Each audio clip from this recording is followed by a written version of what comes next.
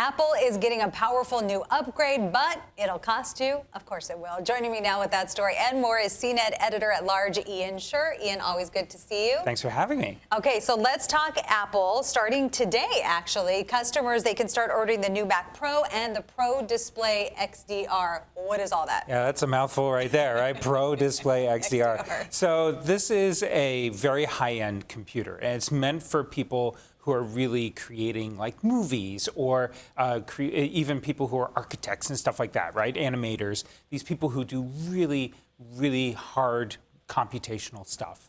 Video editors too, of course. So this is a device that costs that much. We're talking about $6,000 on the entry level for this computer. And then the monitor, which is supposed to be one of the best monitors you can buy on the planet, of course, coming from Apple, is $5,000. The stand for the monitor can cost up to $1,000. Okay, I'm not good at math, but this is over $10,000. Easily. And, you know, this is, I mean, part of the thing is that we're consumers. We're not used to spending more than a couple $100s on a computer, you know, maybe $1,000 on our phone, but that's it. This is for an entirely different brand of people. And in fact, according to our reviewers at CNET, the monitor that they're selling, which is $5,000, which to me is like, is supposed to be actually much cheaper than a lot of the really high-end monitors that a lot of the video producers use. So, okay, fine, whatever. Maybe people enjoy it. Okay, but then in a couple years, are they going to say, well, now you need the next best thing after spending, you know, $11,000? The XDR2, yeah, I'm really curious to see how Apple does this. It's interesting because if you think about the last few years, there's been a lot of criticism toward Apple of not handling their computers as well as they do their phones. There's a lot of attention on their phones. Obviously, the phones represent something like half of their revenue, so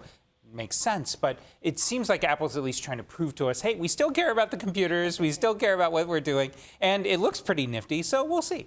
All right, so one more thing for iOS users. You say that Google is actually starting to let them go incognito. What's that all about? Yeah, so Google Maps is this thing that's very popular on our phones and on the internet in general, and the app has always had this tracking in it, right? They actually, your Google account has history of where you've been going, what you've been looking for, and all that stuff.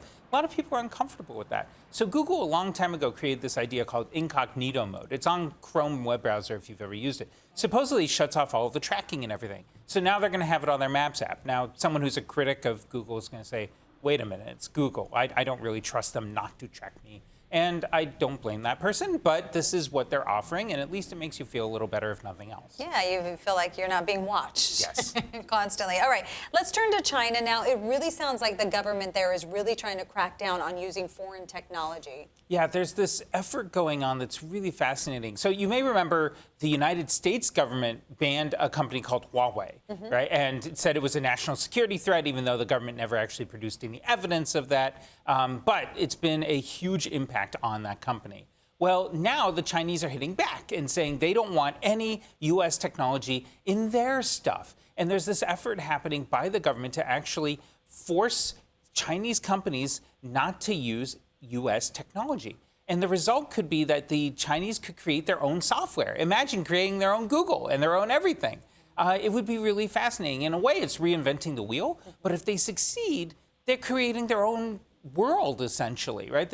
All the standards we rely on for email and everything could get upended. It would be really fascinating to see how it goes. So right now it's the entry stages. It's also very hard to do, but if anyone's going to try and do it, it's the Chinese. It's going to be China. All right, well, we'll see what happens there. So you say in Iran, the internet, it's just on life support right now. Yeah, so there's this effort going on. You know, the Iranians had some protests that happened earlier this year, and as part of those protests, some people died, and during that whole time, the Iranians actually shut off their internet access for people. And this is becoming a standard practice, particularly in kind of harsher governments, right? They don't want people to organize protests and whatnot. Well, the problem now is that we're starting to see that this is becoming a standardized thing. And we're starting to see that there's efforts, not just in Iran, but in Russia as well, to create kind of what we call the Great Firewall, right? The Chinese have this, where only certain approved websites can be visited. And if there's stuff the government doesn't like, for example, mention of Tiananmen Square in China,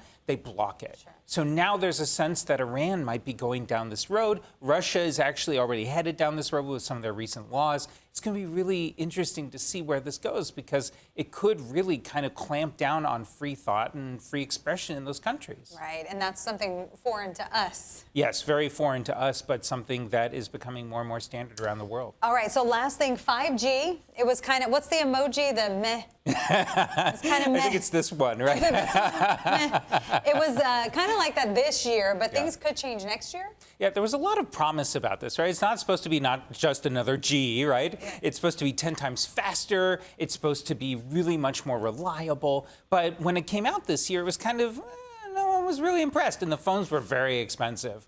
So next year, the technology industry is like, okay, we realize we really screwed up this year. We're going to have lower cost phones. We're going to make it easier to understand and all of this stuff. It didn't help that AT&T had that fake 5GE, which a lot of us have on our phones. It's not actually 5G. So it's going to be interesting to see how this plays out. But look, in the next 2 years, you're not going to be able to buy an older generation phone, and we're all going to be on 5G, and this won't matter. But it's interesting to see these companies kind of screw up in their effort to really market this new technology to us, which might cost more, so they have to prove that it's worth it. They have to prove it's worth the money. All right, always. Ian, it's so great to see you. So great to talk tech, too. Thanks for having me. All right.